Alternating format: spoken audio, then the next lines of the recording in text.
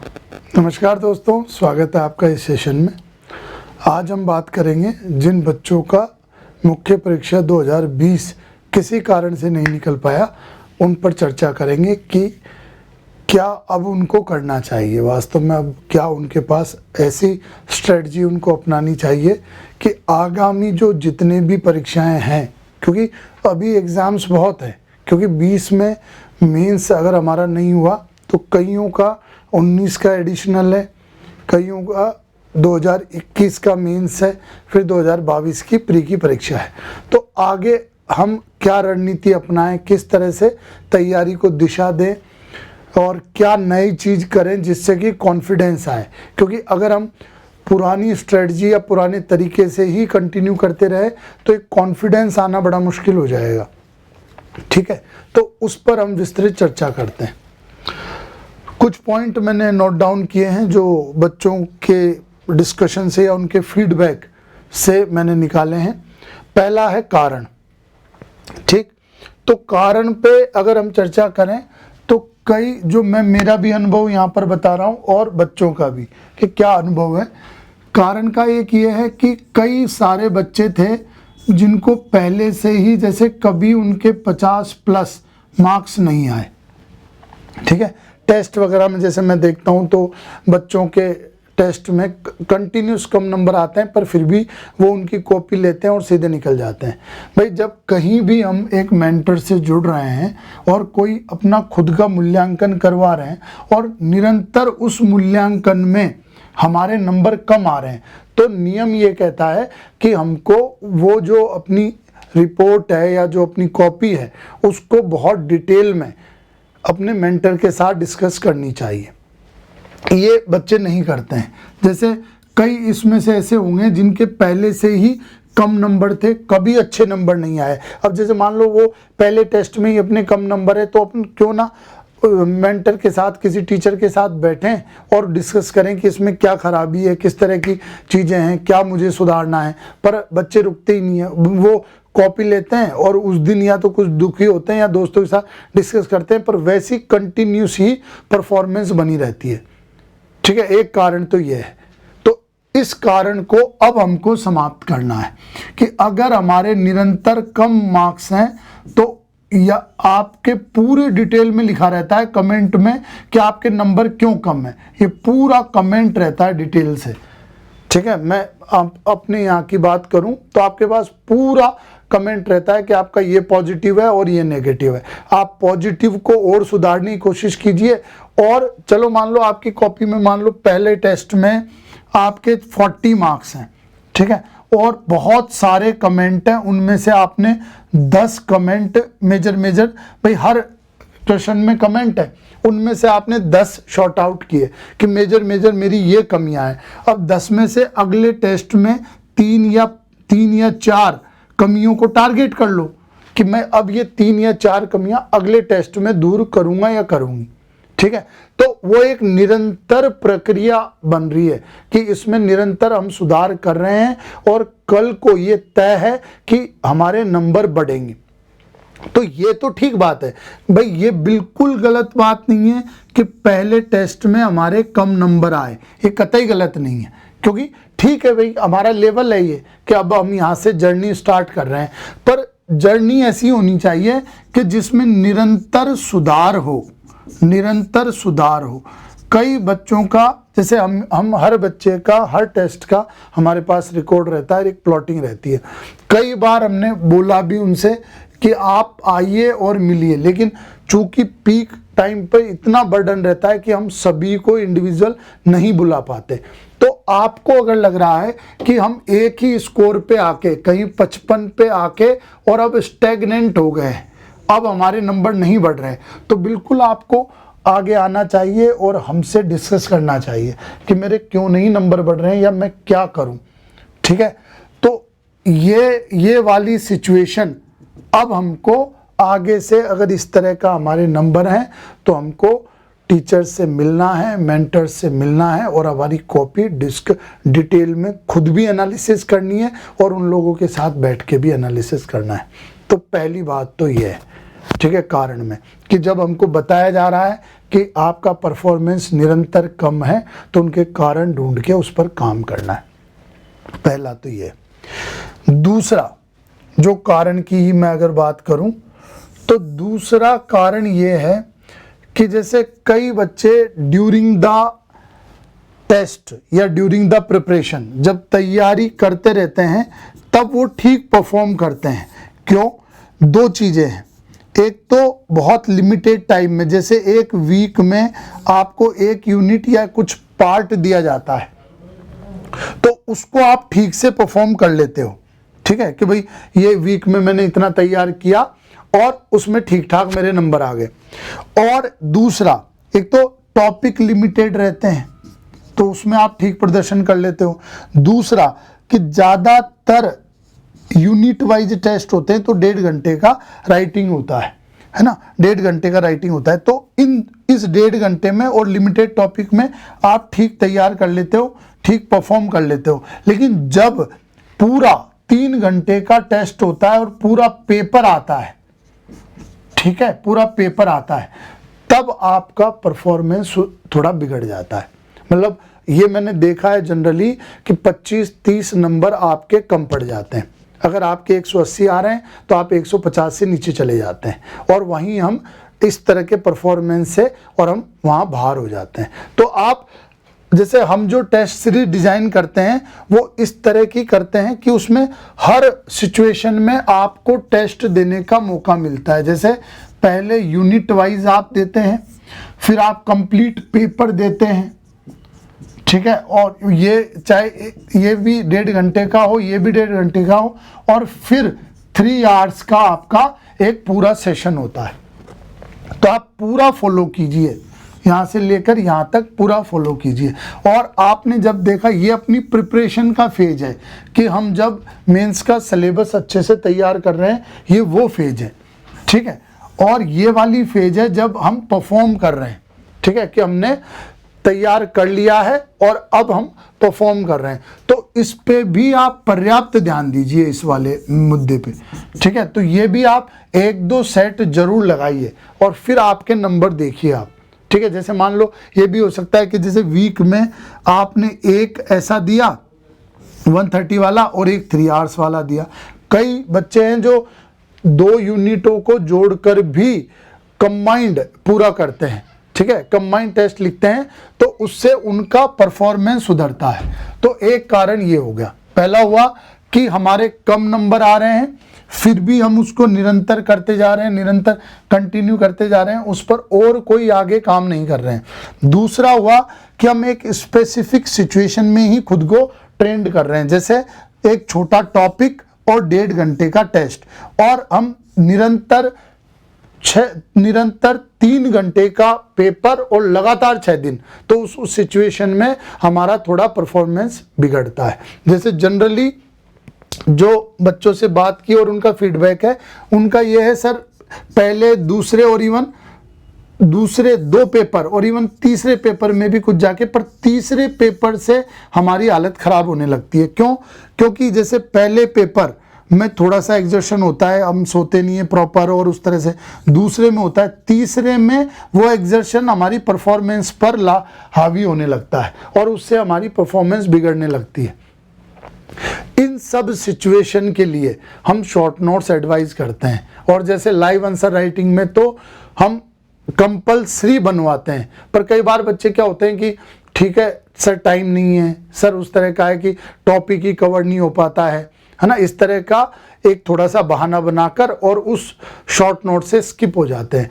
तो आप उस पेपर के दौरान परफॉर्मेंस के लिए आप चाहे पहले पेपर का शॉर्ट नोट्स मत बनाइए, ये कोई ज़रूरी नहीं है, क्योंकि इसके पहले हमारे पास दिन होते हैं, हम 2-4 दिन यहाँ डेडिकेटेडली पहले पेपर को दे सकते हैं। पर आप दूसरे paper onward, second paper onward आपको सभी के शॉर्ट नोट्स बनाने, ठीक है। हिंदी आप डेली प्रिपेयर कीजिए तो हिंदी का कोई विशेष नहीं है, पर आप सेकंड पेपर, थर्ड पेपर और फोर्थ पेपर, इसके आप शॉर्ट नोट्स एकदम कंपलसरी हैं, ताकि आप उस दौरान, एग्जाम के दौरान आपका परफॉर्मेंस लेवल ठीक बना रहे, ठीक है। तो शॉर्ट नोट्स भी आपको इसमें प्रिपेयर करने हैं, और जब इस बार हम अगर फेल हो गए हैं तो आगे हमको कोई रिस्क इसमें नहीं लेना है। तो ये 2-3 कारण जो मैंने ऑब्जर्व किए बच्चों के, वो मैंने आपको बताया। इसमें से हो सकता है कुछ चीजें आपने की हो पर उस इंटेंसिटी से ना की हो, ठीक है, और कई चीजें आपने ऐसी की हो जो नजरअंदाज की हो। जैसे मैंने बताया कि कंटिन्यूस कम नंबर आ रहे हैं पर फिर भी हम डिस्कस कॉपी नहीं कर रहे हैं, ठीक है। दूसरा कि हम एक ही सेट में टेस्ट दे रहे हैं, जैसे 1.5 घंटे का ही 1.5 घंटे का और छोटे टॉपिक, पूरे पेपर और 3 घंटे पे अपन फोकस नहीं कर रहे हैं, तो हमारा रियल परफॉर्मेंस वहाँ पता नहीं चल रहा है। तीसरा मेजर के शॉर्ट नोट्स के रूप में हम कीवर्ड्स की कॉन्सेप्ट की लिस्ट नहीं बना रहे हैं जो बाद में जाके हम रिकॉल करें और एज इट इज पेपर में हम उनको एग्जीक्यूट कर पाए। तो ये कुछ कारण कॉमन है, बाकी आपके इंडिविजुअल कारण हो सकते हैं, वो आप हमसे संपर्क कर सकते हो। तो एक तो इन कारणों की पहचान करें और इन पर निरंतर काम करें। दूसरी बात है नई रणनीति क्या होनी चाहिए, ठीक है, नई रणनीति क्या होनी चाहिए। जैसे इसमें एक चीज अभी यह है जो बच्चे बोल रहे हैं कि सर मेंस 21 भी है, प्री 22 भी है, मिनिमम ये तो है ही कई लोगों का, नहीं तो प्री 22 तो सबका ही है। तो इन दौरान जैसे अभी जो स्ट्रेटजी मैंने देखी बच्चों की, और ज़्यादातर जैसे देखो जो 3 मार्कर में बहुत अच्छा स्कोर कर लेता है, ठीक है, उसको ओवरऑल अच्छा स्कोर करने में बहुत हेल्प मिलती है। जैसे इस स्ट्रेटजी को बच्चों ने और हमने मिलाकर पावर प्ले स्ट्रेटजी कहा है, ठीक है। पावर प्ले कैसे है कि जैसे 1.5 घंटे के टेस्ट में लगभग 17 से 20 मिनट में हम पूरे 3 मार्कर कर लेते हैं, और कई बच्चे ऐसे हैं, बिल्कुल ऐसे कई हैं जो 35 प्लस कंटिन्यूस स्कोर करते हैं, और कई तो ऐसे हैं जो 40 के आसपास स्कोर करते हैं इसी में। तो सोचो आप 1.5 घंटे के टेस्ट में हम 17 से 20 मिनट में लगभग 40 मार्क्स स्कोर कर रहे हैं, और टोटल हम टारगेट करते हैं, जैसे हमारे यहाँ मानते हैं कि अगर आपके 90 मार्क्स आ रहे हैं तो ये वेल इनफ है, बहुत अच्छे मार्क्स हैं, ठीक है। तो ये अगर हम 3 मार्कर पर इस तरह का कमांड कर लेते हैं तो ये बहुत ही अच्छी प्रिपरेशन है मेंस की। और इसमें इसकी तैयारी, 3 मार्कर की तैयारी और प्री की तैयारी बहुत हद तक एक है, बहुत हद तक, ठीक है। पर हम उस समय इस तरह का एटीट्यूड नहीं रखते हैं। जैसे क्या करना चाहिए, अलग ये करना चाहिए कि जब हम प्री तैयार कर रहे हैं तो एक इस तरह का रजिस्टर हमको बनाना चाहिए जिसमें जो हमको लग रहा है कि इस कॉन्सेप्ट के बारे में 1-2 शब्द लिख लें, पूरा स्टेटमेंट नहीं, 1-2 शब्द ही पर्याप्त हैं, ठीक है। 1-2 शब्द लिख लें ताकि मुझे उन 2 शब्दों से पूरा कॉन्सेप्ट रिकॉल हो जाए। जैसे मान लो सस्टेनेबल डेवलपमेंट, तो इसमें कुछ की कॉन्सेप्ट है, क्या है कि भाई वर्तमान की आवश्यकता पूरी और भावी पीढ़ी के लिए पर्याप्त संसाधन। अब ये दोनों वर्ड्स को यूज करते हुए, दोनों शब्दों का उपयोग करते हुए आप चाहे टेक्नोलॉजी से करवाओ, ये चाहे एक नई जीवन पद्धति, नई जीने की पद्धति जिसमें थोड़ा उपभोक्ता या संसाधनों का उपभोग लेवल डाउन जाए, उस तरीके से अपनाओ, ये सब हम ब्रेनस्टॉर्मिंग कर सकते हैं अगर ये 2 वर्ड्स हमको अच्छे से पता है। तो आपको अभी इस तरह का एक रजिस्टर बनाना चाहिए जिसमें हम कीवर्ड्स और की फैक्ट को कैरी करें, और वो हमारे 3 मार्कर में बहुत ज़्यादा सहायक होगा। तो अभी आप प्री की तैयारी, प्री 22 और 3 मार्कर की तैयारी को मर्ज करो आप, ठीक है। इन दोनों को तो आपको मर्ज करने की जरूरत है। एक तो ये स्ट्रेटजी है, दूसरी इससे क्या होगा कि हमारा 3 मार्कर में सही नंबर आएंगे, और सही नंबर मतलब ओवरऑल हम ठीक से स्कोर कर पाएंगे। दूसरी स्ट्रेटजी क्या है, जैसे जिन बच्चों से अपन ने पूछा है कि भाई आपके इतने बढ़िया नंबर का क्या कारण है, तो देखो किसी ने भी ये नहीं कहा है, किसी ने भी, मैं आपको लगभग 45 प्लस बच्चों का ये फीडबैक दे रहा हूं जिनके 35 प्लस और कुछ के तो 40 के आसपास नंबर आते हैं। किसी ने भी ये नहीं कहा है सर मैं रट के आया था या मुझे याद था, सवाल एज इट इज मिले, प्रश्न यहाँ पर मैच किए और मैंने 40 नंबर या 40 प्लस नंबर में लाया। ऐसा किसी ने भी नहीं कहा है। सबने क्या कहा कि सर हमको कुछ सवाल आते थे, मान लो 7-8 सवाल ठीक से आते थे, कंटेंट में भी कंफर्टेबल थे हम, ठीक है।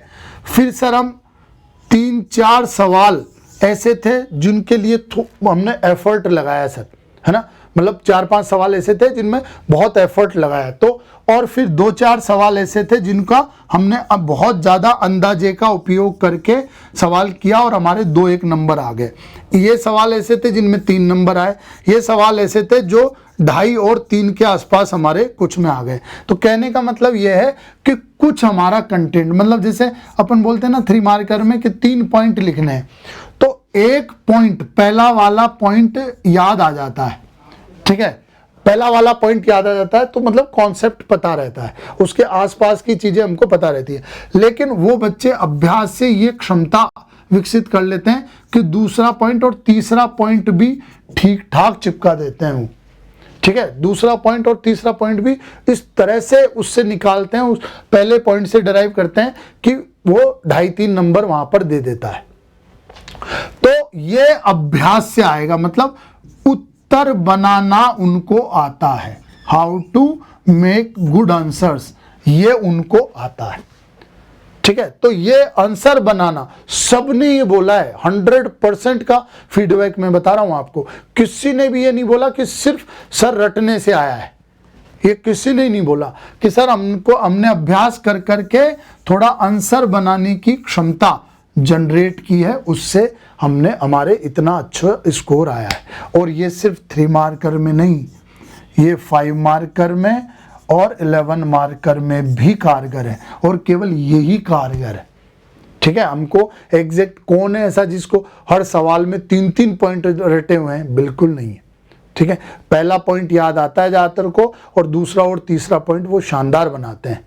ऐसे ही 5 मार्कर में 2-3 पॉइंट याद आते हैं, बाकी 3-4 पॉइंट वो बहुत शानदार बनाते हैं। इसी तरह से 11 मार्कर में भी है।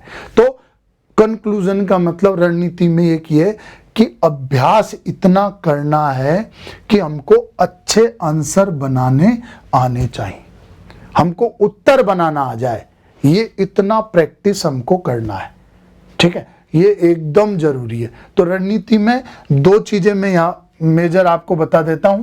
पहला, हमको 3 मार्कर अच्छे से करने हैं, वो अपने पास मौका है कि प्री 2022 आ रहा है, तो उसके आधार पर अपन कर लेंगे। दूसरा, बहुत प्रैक्टिस करनी है भाई, 3 मार्कर बहुत अच्छे करने हैं, और बहुत प्रैक्टिस करके एक अच्छा आंसर फॉर्मेट करने की क्षमता जनरेट कर लेनी है, ठीक है, ये हमको इसमें करना है, ठीक। तो दूसरी रणनीति पे अपन ये अभी नया ऐड ऑन कर सकते हैं, ठीक है। कोई ये कहेगा कि नहीं सर ये तो पुरानी थी मेरी कि अच्छा आंसर मेरे को बनाना आता है, मैं गारंटी से बोल रहा हूँ कि जिसको अच्छा आंसर बनाना आता है वो फेल नहीं हो सकता है, ठीक है, क्योंकि उसके पास तो वो क्षमता ही है ना। और ऐसा कैसे होगा कि उसको कुछ भी, भाई सवाल तो, प्रश्न तो ज़्यादातर ईजी आते हैं ना, ज़्यादातर तो ऐसे ही आते हैं जो देखे हुए होते हैं, तो वो जिसको आंसर बनाना आता है वो फेल नहीं हो सकता है।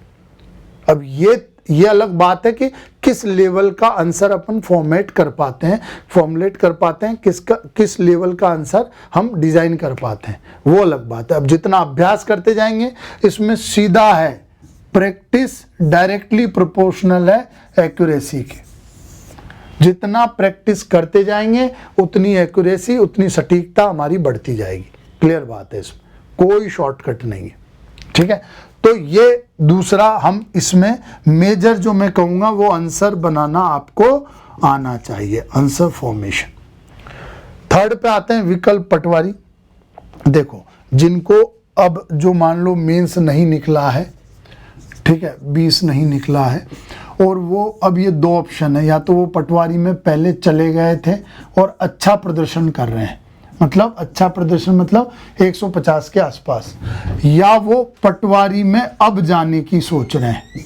और एक तीसरा ऑप्शन भी है कि वो पटवारी में उनके जो कई बच्चे ऐसे भी आ रहे हैं सर, 100 आ रहे हैं, 110 आ रहे हैं, 120 आ रहे हैं, इस तरह का। ये 3 सिचुएशन है, ठीक है, विकल्प के रूप में पटवारी या कोई और भी अदर एग्जाम्स जो वनडे है, पटवारी मेनली ज्यादा बच्चे लगे हुए हैं तो उसका मैं बोल देता हूँ।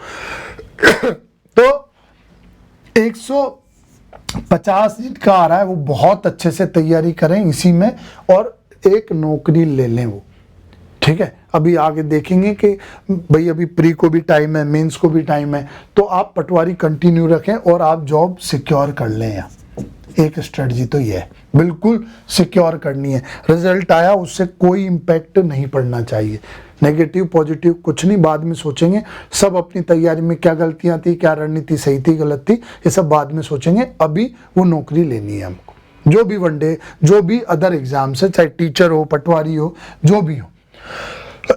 दूसरा ये वाले कि कंटिन्यूस टेस्ट दे रहे हैं और अभी भी कम नंबर आ रहे हैं, तो देखो ये वही वाला जो कारण वाली सिचुएशन है जिसमें हमने कहा था कि हम रेगुलर टेस्ट देते थे पर हमारे अच्छे मार्क्स नहीं आते थे और हम एज इट इज यथावस्था में बने हुए थे। तो आपके जब टेस्टों में कम नंबर नहीं आ रहे हैं तो आप उनका कारण खोजिए और उसको समाधान कीजिए।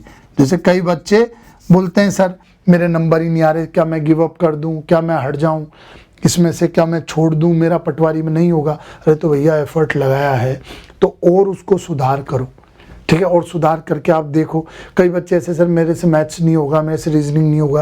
यार देखो अभ्यास तो करना पड़ेगा, मैथ्स पीएससी में भी है, यहाँ भी 30 नंबर की यूनिट है, ठीक है। तो आप इससे बजाय कि आप यहाँ गिव अप करें या चीज़ें छोड़ने की सोचें, एक अच्छा पीयर ग्रुप बनाइए, एक अच्छा ऐसा दोस्तों का सर्कल बनाइए जो आपकी उस कमी को दूर करने में सहायता कर सके। आप थोड़ा सा अपनी स्ट्रेटजी चेंज कीजिए या फिर कहीं पर जाकर, जैसे मान लो मेंटरशिप प्रोग्राम है या कोई भी मेंटर है उसके साथ जाकर काम कीजिए, उससे सीखिए, कमियां बताइए निरंतर। भाई मैथ तो सीधा है, अभ्यास का है, जितना अभ्यास करेंगे उतनी एक्यूरेसी अपनी बढ़ेगी, ठीक है। तो गिव अप का तो कोई ऑप्शन ही नहीं है कि मेरे 110 आ रहे हैं, 120 आ रहे हैं, मैं छोड़ देता हूं और प्री पे फोकस हो जाता हूं या मेंस पे फोकस हो जाता हूं 21 में। नहीं, अब जब होने ही वाला है, मार्च में एग्जाम ही है, तो आप इसके कमियों को सुधारने का प्रयास कीजिए, मेरी ये सलाह है। तीसरा, कोई बोले कि मैं पहले भी इसको बताया कि अब मैं शुरुआत करूंगा, तो देखो अब काफी लेट है। जब मैंने पहले भी ये बताया, जब तक कि आपका बैकग्राउंड बहुत सॉलिड नहीं है, कि आप मैथ्स रीजनिंग में बहुत अच्छा कर लेते हैं, है ना, तब तक आप इसमें नहीं जा सकते। और अगर आपको लगता है अभी भी कि नहीं मैं जा सकता हूं, तो एक टेस्ट दे के देख लीजिए, खुद से दे के देख लीजिए। अगर आपका ठीक ठाक स्कोर आ रहा है तो बिल्कुल आप जाइए, कोई दिक्कत नहीं है उसमें, ठीक है। तो विकल्प का आप जिस भी तरह का हो, मैंने पटवारी लिख दिया, पर कोई और एक भी एग्जाम हो तो उसमें भी आप अभी ट्राई कर सकते हैं, जब तक कि भाई आपको लगभग, जैसे मान लो मई में प्री है और 21 तो बाद में ही है, तो लगभग अगर आपने एक बार प्री निकाल चुके हो तो आपके लिए 1.5 से 2 महीने पर्याप्त है, 1.5 महीने पर्याप्त है, ठीक है। तो उस हिसाब से अब देखो सबका अलग अलग है, अपन जनरलाइज नहीं कर सकते, ठीक है। तो उसके हिसाब से खुद कैलकुलेशन कीजिए और जो विकल्प है उनका चयन कीजिए। और अगर अभी तक आपने विकल्प कोई नहीं चुना है तो अब तो चुनिए भी मत, आप पीएससी पर ही फोकस रहिए और पीएससी में ही अच्छी तैयारी करके और इस बार पूरी कमियां दूर करके और निकालने का प्रयास कीजिए, ठीक है। अगला आता है अपना आगामी परीक्षा, है ना। तो आगामी परीक्षाओं के लिए मैं सिर्फ आपसे ये निवेदन करना चाहता हूं। अब अपन ओवरऑल बात कर लेते हैं कि जो भी नेक्स्ट एग्जाम होगी उसमें हमारी क्या रणनीति होनी चाहिए। देखो भाई, ठीक है, प्री में मैंने बोला ही है कि प्री को आप मेंस के 3 मार्कर से जोड़कर देखिए और ठीक से फर्रे बनाइए, ये फर्रे काम आएंगे। और आप लगभग 80 के आसपास स्कोर का सोचिए विद रेस्पेक्ट टू पेपर। अगर पुराने जैसे पेपर आते हैं तो 80 के आसपास स्कोर का टारगेट कीजिए। क्यों? क्योंकि 2 चीजें हैं, एक तो 3-4 सवाल डिलीट हो जाते हैं एवरेज, ठीक, तो उसका भी दिक्कत है। दूसरी बात कट ऑफ का, और फिर वही अगर मान लो 87 और 13 का चलता रहा तो मेन सूची में आना ही फायदेमंद है। अगर हम बॉर्डर पर होते हैं, ठीक है, मान लो 73 कट ऑफ गई और किसी के 74 है, तो वो बार बार ये सोचता है कि मेरा होगा नहीं होगा, होगा नहीं होगा। ठीक है, तो वो बहुत एक चित होकर या बहुत कॉन्फिडेंट होकर मेंस से नहीं कर पाता है। ठीक है, बहुत दम से, और प्री के रिजल्ट आने में काफी टाइम निकल जाता है, जो मेंस की तैयारी के लिए बहुत क्रूशियल है। तो आप अच्छा स्कोर लेके चलिए और 80 का टारगेट कीजिए, और उसी के साथ आप मेंस के 3 मार्कर भी फोकस कीजिए। कैसे प्री? देखो भाई, मैंने पहले भी बताया है, अब भी बता रहा हूं, ज्यादा से ज्यादा MCQ लगाइए, चाहे प्रीवियस ईयर तो कंपलसरी है, और जो अन्य अवेलेबल हैं वो भी आप लगाइए। MCQ लगा के अपने कमजोर टॉपिक, जिनमें हमारी कमजोर पकड़ है, उनको खोजिए, और उनमें क्या कमजोरी है उसको बार बार पढ़कर, शॉर्ट नोट्स बनाकर, फर्रे बनाकर उसको दूर करने का प्रयास कीजिए, बजाय कि पूरे टॉपिक, पूरे सब्जेक्ट को एक दृष्टि से पढ़ने की बजाय। जैसे मान लो ये पूरा हिस्ट्री है, हिस्ट्री को एक नज़र से देखने की बजाय जो कमज़ोर टॉपिक हैं, मान लो ये 2-4 कमज़ोर टॉपिक है, इन पर स्पेशल फोकस कीजिए। वो कैसे पता चलेंगे? वो पता चलेंगे MCQ के थ्रू। आप पूरे टॉपिक वाइज या बहुत सारे पेपर लगाइए और उस पर देखिए। ठीक है, तो MCQ ज़्यादा से ज़्यादा लगाइए, कमज़ोर टॉपिक खोजिए, उनको दूर करने का प्रयास कीजिए। इससे आप में सुधार होगा, निरंतर क्षमता बढ़ेगी और आपका प्री निकलने की संभावना भी बढ़ेगी। मेंस में आप निरंतर अभ्यास जारी रखिए। अभी आप नहीं छोड़ सकते। आप क्वेश्चन आंसर या पेपर देना जारी रखिए। आप शॉर्ट नोट्स बनाइए, कम से कम पेपर 2 ऑनवर्ड तो बनाइए ही बनाइए, ताकि कीवर्ड्स आपके पास रहे। तो ये दोनों चीजें आप करते रहिए जब तक कि प्री में 1-1.5 महीना नहीं रह जाता है। ठीक है, क्योंकि बाद में समय कम है। आप ये सोच लें कि बाद में समय कम है, अगर यही टाइम टेबल फॉलो होता है तो प्री के बाद, ठीक है, मेंस 21 के लिए समय कम है, बहुत कम है। ठीक है, तो बाद में बहुत ज़्यादा तनाव में हम लोग आ जाएंगे, और बहुत मतलब एक तरह से इतना तनाव होगा कि तैयारी को सही डायरेक्शन और सही से कर भी नहीं पाएंगे कवर। तो अभी जितना कवर कर सकते हैं वो कवर कीजिए। ओवरऑल मेरा ये कहना है कि अगर आप किसी वनडे या अदर एग्जाम की तैयारी नहीं कर रहे हैं, आप PSC की ही तैयारी कर रहे हैं, तो आप प्री और मेंस को साथ में लेके चलिए। प्री के खूब अभ्यास कीजिए और मेंस भी निरंतर लिखते रहिए, क्योंकि मेंस में निरंतर लिखने से ही सुधार होता है। जो आंसर बनाना, अच्छे उत्तर बनाना जो मैंने बोला है, वो निरंतर अभ्यास से आता है। ठीक है, तो ये दोनों चीज़ें आप जारी रखिए। अगर आपका मेंस 2020 में नहीं हुआ है तो कम से कम इससे लर्निंग तो सीखिए। ठीक है, जैसे हमारे IIT में या जो भी स्टार्टअप कल्चर में ये बोलते हैं, fail fast learn fast, fail fast learn fast. मतलब अगर आप कोई एक्सपेरिमेंट करना चाहते हैं, आप कोई नई चीज़ शुरुआत करना चाहते हैं, तो उस पर जल्दी से कूदिए, कोई दिक्कत नहीं है आप फेल हो जाएं। आप जितना जल्दी फेल होंगे, जितने ज़्यादा एक्सपेरिमेंट करेंगे, जितने ज़्यादा परमुटेशन कॉम्बिनेशन लगाएंगे, उतना आपकी क्षमता बढ़ती जाएगी, उतनी लर्निंग बढ़ती जाएगी, तो अंततः आप उसमें सफल हो जाएंगे। तो आप बहुत मतलब जो करने का सोच रहे हैं, जैसे बहुत ज़्यादा लिखिए। मैं एक एग्जांपल से बताऊं, बहुत ज़्यादा आंसर प्रैक्टिस कीजिए, उसका फीडबैक मिलेगा, वो आपकी लर्निंग है और उससे आप सुधार करते जाइए। तो जो 2020 का अपना फेलियर है, इससे बहुत इंपॉर्टेंट लेसन लीजिए आप। ये अनुभव कभी खराब नहीं जाएगा। ठीक है, पर ये तब खराब नहीं जाएगा जब वास्तव में इसका एनालिसिस हम करेंगे, वास्तव में विश्लेषण करेंगे कि हमारी परफॉर्मेंस क्यों डाउन रही, तब जाके। तो आप बहुत अच्छे से 1-2 दिन लगा के खूब अच्छे से एनालिसिस कीजिए, पुरानी कॉपियां देखिए, स्कोर देखिए, नोट्स देखिए, पेपर देखिए, किस तरह का पेपर आया था, कहाँ मेरे से गलती हुई, इस तरह की सब चीज़ें आप देखिए। और फिर एक नई रणनीति बनाइए।